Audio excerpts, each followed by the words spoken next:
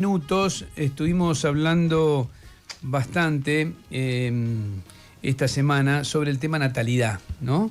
A propósito de esta discusión que de alguna manera reabre cada vez que puede el gobierno, incluso en boca de Javier Milei, cuando critica la Agenda 2030, ¿no? Llegó a decir en sus últimas charlas con periodistas que esto había sido prácticamente lo que había generado la baja de natalidad, que la interrupción legal del embarazo había propiciado la baja de natalidad, ahora es tarde. Bueno, es una advertencia bastante no fundamentada, por cierto, pero es un tema que no solo se discute en la Argentina, se discute en otros países, y conversando con Andrés Fidanza, que es el corresponsal que tiene Radio Con Voz en los Estados Unidos, me dice, mira, acá es un tema, así que me parecía interesante poder escuchar lo que nos contara y además también aprovechar para hablar un poquito de esta decisión del gobierno norteamericano de impedir que se matriculen extranjeros en Harvard, que ha generado gran conmoción en todo el mundo. Hay unos 60 argentinos en situación de no poder matricularse, así que dos temas importantes para charlar con él. ¿Cómo andas, Andrés? ¿Qué haces, Rey? Un placer, como siempre. Bueno, muchas gracias. Primero me gustaría que me cuentes cuál es la discusión también en Estados Unidos sobre este tema de la baja de la natalidad. Así es, sí, como decías vos, en Argentina se empezó a hablar ahora, hace poquito, pero en Estados Unidos fue bastante tema durante la campaña y en los últimos años, porque se cayó efectivamente la natalidad en Estados Unidos en 2023, fue el piso histórico de la natalidad, casi 1,5 hijos por pareja, un derrumbe total en los últimos 20 años y mucho más si lo comparás con los años de la posguerra, del baby boom, en donde había prácticamente cuatro hijos por pareja. Trump está tomando el tema, dijo durante la campaña que él quería ser el presidente del baby boom. Tiene bastantes funcionarios que son directamente pronatalistas, digamos, que participan más de esta mirada, si querés, filosófica. Acá el tema de la natalidad es una cuestión, viste, que cruza bastantes vectores, porque digo, por un lado es la cuestión económica, por supuesto, la necesidad de mano de obra a futuro, digo, proyecciones de crecimiento para Estados Unidos muy, muy módicas, pero también una cuestión que tiene que ver más con lo religioso, con lo filosófico, y se cruzan ahí los vectores, y se está analizando, el gobierno está analizando medidas para fomentar la natalidad y el crecimiento de la población, y ahí, digo, se cruza un poco con el discurso anti-inmigrante, porque uno puede decir, bueno, si cae la natalidad, entonces lo podés compensar con más inmigrantes. Bueno, sí, pero no, porque este gobierno claramente tiene una mirada contraria a eso, ¿no? Quiere que de pronto digo, las parejas blancas tengan más hijos, por ejemplo, me imagino. Bueno, definitivamente, porque yo te decía, casi 1,5 es el promedio ahora, pero si vos haces el desagregado ahí, en general los que tienen hijos son los inmigrantes latinos. Entonces, y los negros, y me imagino que los negros, ¿no? Los afroamericanos. Un poco menos si ves eso, un poco menos, pero sí, definitivamente. Y bueno, y después tenés voceros pronatalistas, digamos, muy consecuentes, J.D. Vance, que es el vicepresidente, que tuvo esa polémica cuando habló de las mujeres, de las cat lady, ¿viste? De las mujeres que tienen gatos y no hijos. Después lo tenés obviamente a Elon Musk, que tiene 14 hijos, digo, con mecanismos. Bueno, Trump, Trump tiene 5. De 3 administraciones. Sí.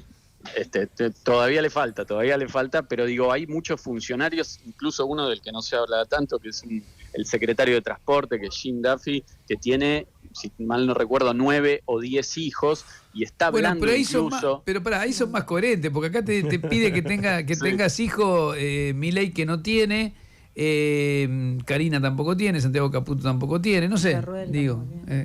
Sí, definitivamente. En este caso, sí. Tengan ustedes, dicen acá. Sí.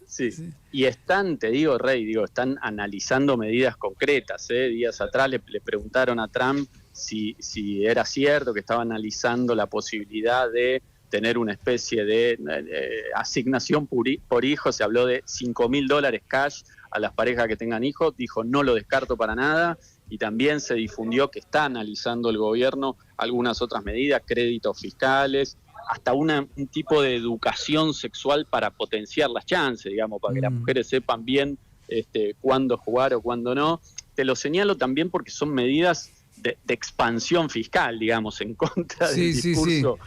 Porque no parece un disparate. Si vos necesitas incentivar el crecimiento poblacional, no es un disparate. Claro. Decir, bueno, les doy una ayuda, ¿no? Sí, es cierto. Hay momentos en que roza el cuento de la criada, ¿no? Porque el secretario de Transporte que te mencionaba, Jim Duffy, difundió un memorándum interno acá respecto a la posibilidad de dar más presupuesto de transporte a las zonas donde la tasa de natalidad sea mayor, donde haya mayores matrimonios que el promedio del país.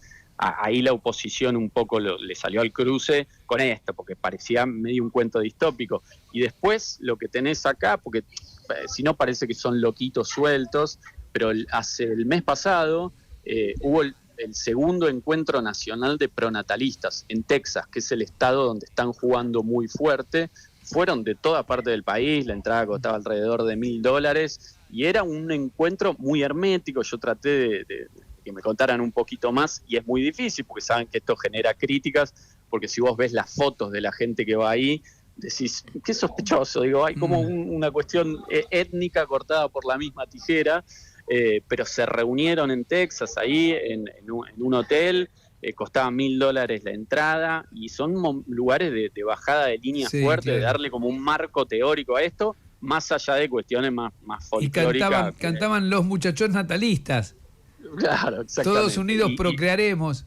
Sí. Bueno, sabés que cuando te inscribías tenías que llenar cuántos hijos estabas proyectando tener, y si estabas soltero, te hacían una especie de yo me quiero casar, digamos, buscaban... Ahí mismo. Ahí mismo para no perder tiempo, empecemos ya. Y bueno, más allá de que lo tomamos un poco a la risa... Era el menú completo, por $1.000. Y claro, directamente también dame la habitación. Más o menos. Definitivamente. Andrés, mira, aprovechamos, nosotros te queríamos conversar con vos sobre esto porque me pareció interesante, pero hay algo que también sorprendió y tiene impacto aquí en la Argentina, como en otros países del mundo, esta decisión.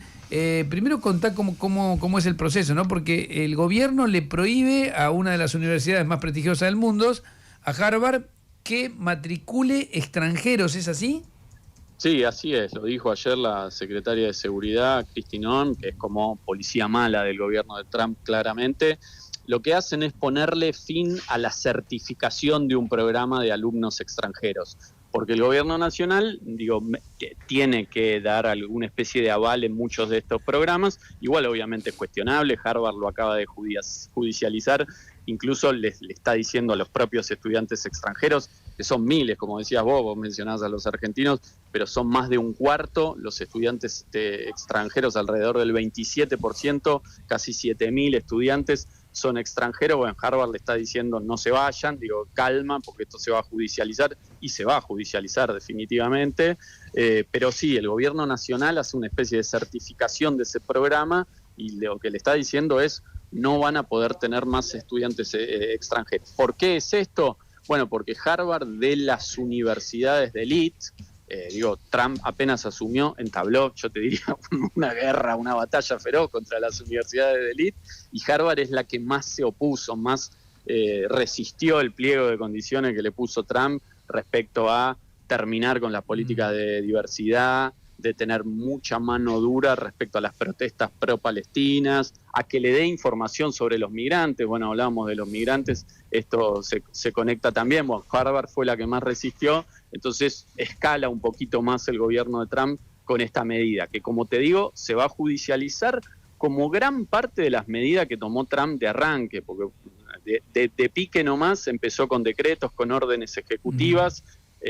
Una fue esta, otra, te lo vinculo con lo de los inmigrantes, fue lo del derecho de ciudadanía de Estados Unidos. Le puso fin a que si vos nacés en Estados Unidos sos ciudadano, algo que tenía más de un siglo y medio en los Estados Unidos. Y eso no es más así hasta que la Corte decida, será así, ¿no?